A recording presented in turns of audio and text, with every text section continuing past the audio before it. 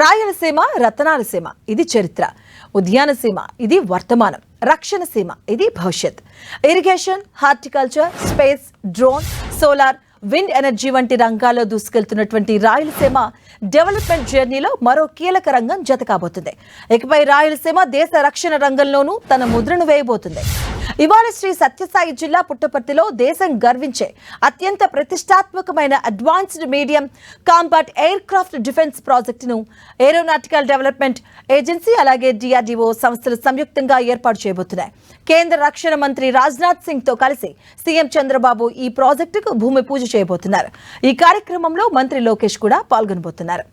15,803 కోట్లతో 650 ఎకరాల్లో ఈ ప్రాజెక్టు రూపుదిద్దుకోనుంది.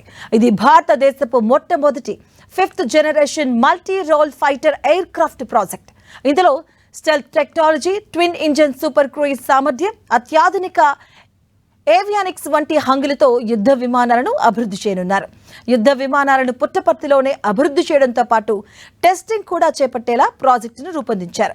ఇక ఈ ప్రాజెక్టు ద్వారా సుమారుగా 7,500 మందికి ఉద్యోగ అవకాశాలు లభిస్తాయని అంచనా. అలాగే ఈ ప్రధాన ప్రాజెక్టుకు అనుబంధంగా వచ్చే ఇతర యూనిట్ల ద్వారా 1,00,000 కోట్ల పెట్టుబడులు వచ్చే అవకాశం ఉంది. ఇక దీనికోసం ప్రభుత్వం ప్రత్యేకంగా 400 ఎకరాలు కేటాయించింది. వీటితో పాటు కర్నూలు జిల్లాలో నిర్మిస్తున్న డ్రోన్ సిటీ ద్వారా దేశంలోనే అత్యుత్తమ డ్రోన్ ఎకోసిస్టమ్ ను ప్రభుత్వం సిద్ధం చేస్తుంది. ఏఎంసీఏ ప్రాజెక్టుతో పాటు డిఫెన్స్ రంగానికి చెందిన 4 ప్రాజెక్టులు, 8 డ్రోన్ ప్రాజెక్టులకు శంకుస్థాపన చేయనుంది.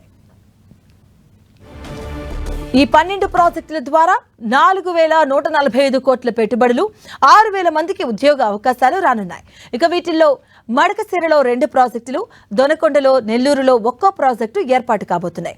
ఇక మిగిలిన 8 డ్రోన్ ప్రాజెక్టులు కర్నూలు జిల్లాలోని డ్రోన్ సిటీలో నిర్మాణాలు చేపట్టనున్నాయి.